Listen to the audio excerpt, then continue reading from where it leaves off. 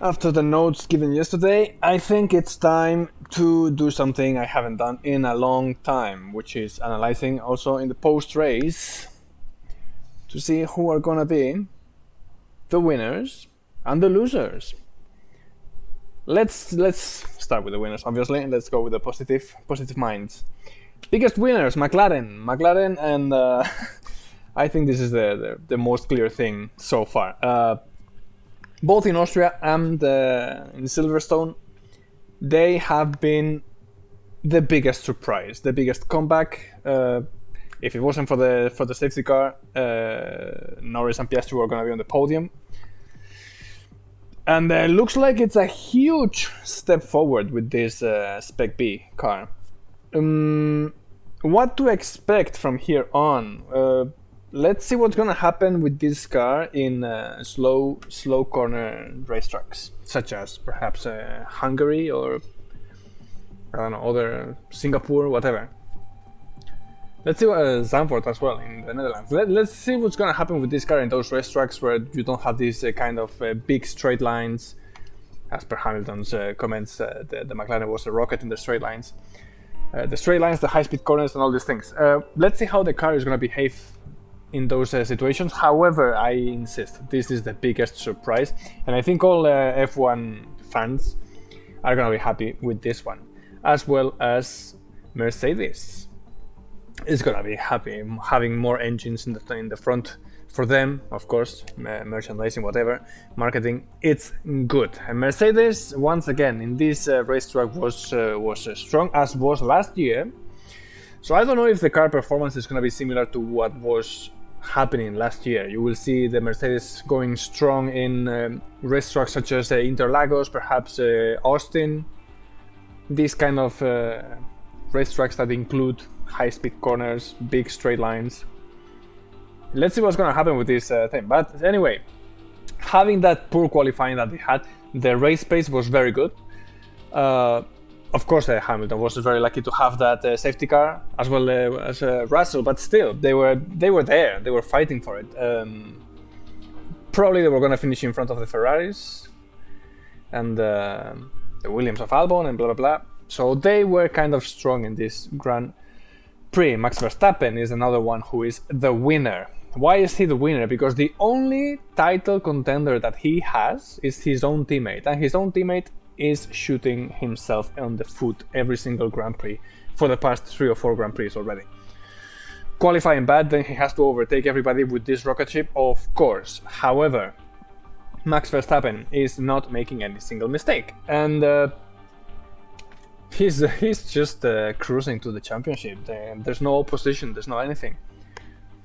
And this car, even though they have this limitation in the wind tunnel, everything, they are so good at everything. They take the right decisions in the right moments. So, yeah, biggest winner. I mean, he's walking to the championship by himself. Alexander Albon, another Grand Prix, another exhibition from his side, right? What can we say? I mean, every time the Williams allows him to have some performance, he's there. He was there in Austria, he was there in Canada, he was there in racetracks where you have straight line speed. The Williams is there. But not only that, now as well in high-speed corner racetracks. Like this one. Alexander Albon was fighting inside the P10, not for the P10. He was fighting inside the P10 all the Grand Prix. And also, we can also mention the Williams. Why the Williams? Because Logan Sargent was also kind of there, not as obviously as top of as Alexander Albon. However, he finished P11, and the whole weekend, Logan Sargent was also doing a decent job, right? In the FPs, he was also inside those P10. In the qualifying, he was in the Q2, finally. So, I mean, I don't know what the hell happened with the Williams car, considering that they have such a big handicap with the factory and upgrading and everything. But looks like now with some investors and like injection of money and everything, they are going forward, and I cannot be happier to see Williams back in the. I'm not gonna say in the front because they are not there yet. They are advancing in the mid pack, but at least they are not the last ones anymore. That is reserved to another car. Another one who is the winner for me, Pierre Gasly. Pierre Gasly was fighting in those positions for the points, right? He was there with the Ferraris, with Alexander Albon, trying to overtake Fernando Alonso, just that the Aston Martin's straight line speed apparently is higher than that of the Alpines. But he was there, he was having a decent race until he had this safety car misfortune, and then he had the fight with Lance Stroll, and then he was taken out of the race. Also because he outqualified Esteban Ocon, and let's see what's gonna happen with Esteban Ocon once he realizes that Pierre Gasly is starting to outqualify him race after race. So yeah, more or less for me those are the winners. Now let's check the losers. Number one, and for me I think this is the biggest loser of the whole grid, Sergio Perez. Even Red Bull, these are rumors of course, are starting to consider replacing him. The only thing is that there is nobody to replace him. They have a lot of doubts with Daniel Ricciardo, of course, but they don't have anybody else. They are not going to bring Carlos Sainz, for example. They are not going to bring Charles Leclerc. They are not going to bring Lewis Hamilton, of course, and all the other racers in the grid seem not to be quite there to try to get into the vacancy of the Red Bull. Of course, the AlphaTauri drivers would be to consider. Nick De Vries, I think, is not gonna finish the season, based on his performance. He also said that the car is not the easiest one for a rookie. However, Logan Sargent is also in the same position, and maybe with a more difficult car to handle, he's trying to progress. And Yuki Tsunoda doesn't seem to be that of the taste of Red Bull. And let's not forget, Honda, or Red Bull Powertrains, however you want to call it, is gonna depart Red Bull after 2025. What's gonna happen with Tsunoda after that? If there is no backup of Honda behind him, where is he gonna go? Is he gonna go to Aston Martin? I don't know. So anyway, looks like the only thing that is saving Sergio Perez in his seat is that there is nobody else to replace him. But again, really bad qualifying. Again, another one. I don't know. I think he's running out of excuses, and I think he can feel that Marco and Horner are not very, very pleased with his performance. Ferrari, they qualified well, and then in the race, they were going slightly backwards. They could not follow the McLarens on the race, and not only that, but there were Pierre Gasly coming from behind, there were the Mercedes coming from behind, and I don't know how the race was gonna go, but that is number one. And number two is the strategies, once again, in the same racetrack. From one side, we have the safety car, and they pit Charles Leclerc once again to put the medium. And they left Carlos Sainz with the hards outside. Looks like they didn't learn the lesson from last year, what happened with Leclerc and Carlos Sainz. They should have pit both to try to do something. Of course, they have this philosophy of the car who's in front will stay on track to try to secure position.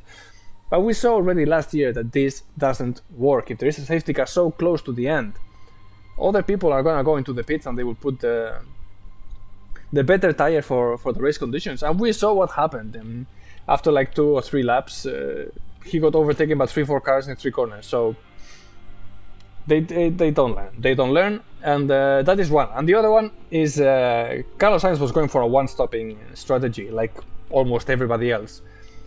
Charles Leclerc, they were experimenting to try to do a 2-stopping strategy, I don't think anybody understood if that was their idea. But it was so bad that if it hadn't been for the safety car, probably Leclerc was going to finish behind Sainz once again, even though Leclerc had more pace. So Carlos Sainz is the other loser. Why? He's starting to get behind Charles Leclerc once again. He's not finishing in front of Charles Leclerc anymore. Looks like the Ferrari is already starting to be more predictable, like I said in the video yesterday.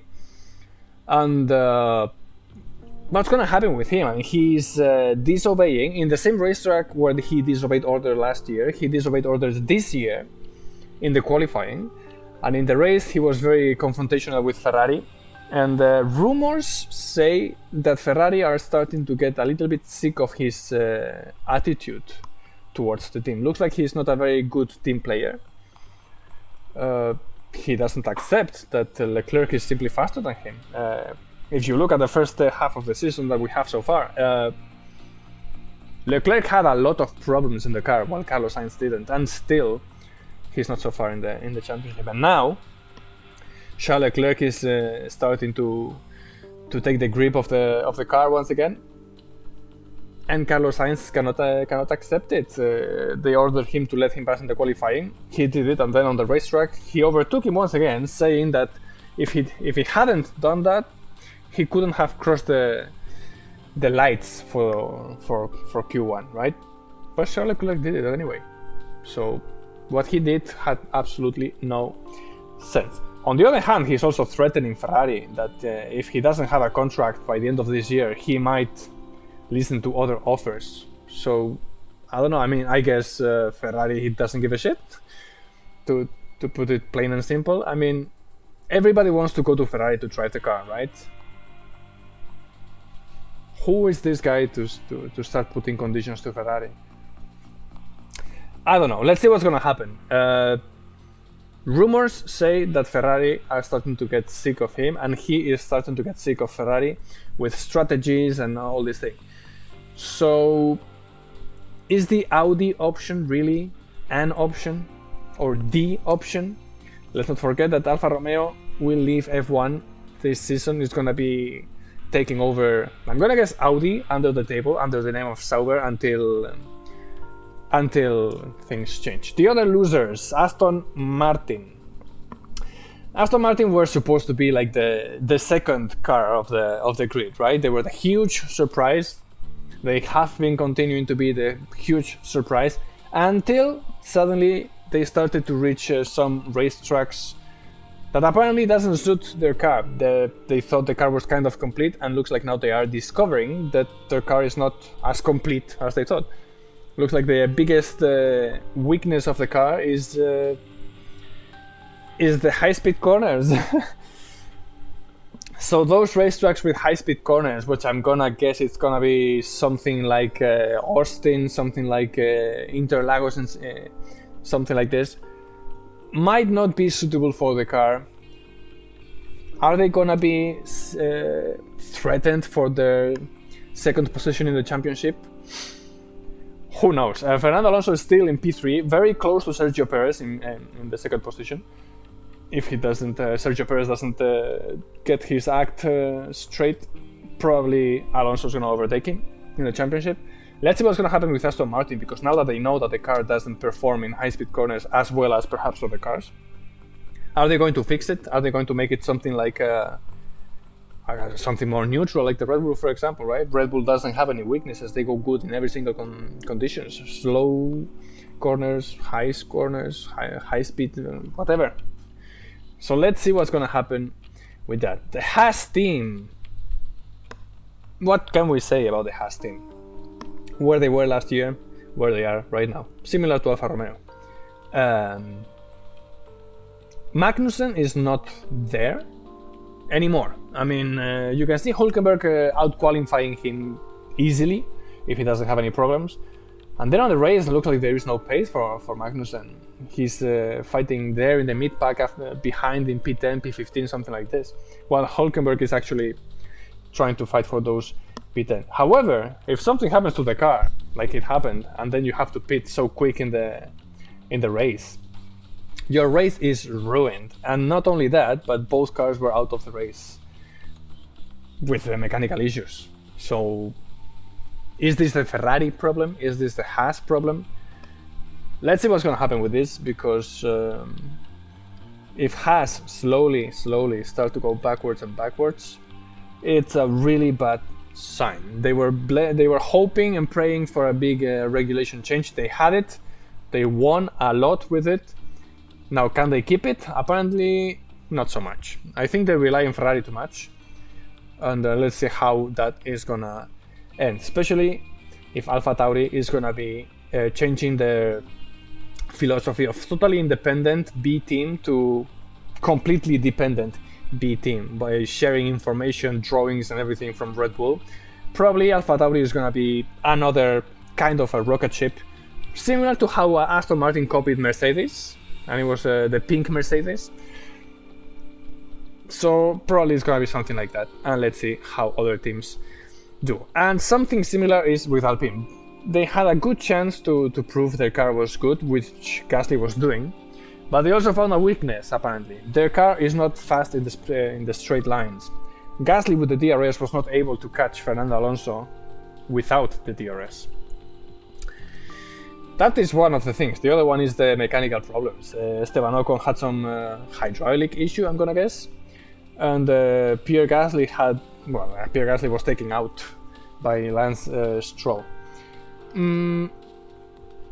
So I think from a weekend where they could have done something good, they didn't. They didn't, and it's a bad luck. They didn't perform bad, but still, from what they could have done, they lost. For me, this is the thing for the losers. So this is more or less for me what conclusions one can get from this Grand Prix. I don't know if you agree or not. If you have different opinions, of course, as usual, leave it in the comments. And see you in other videos during the week.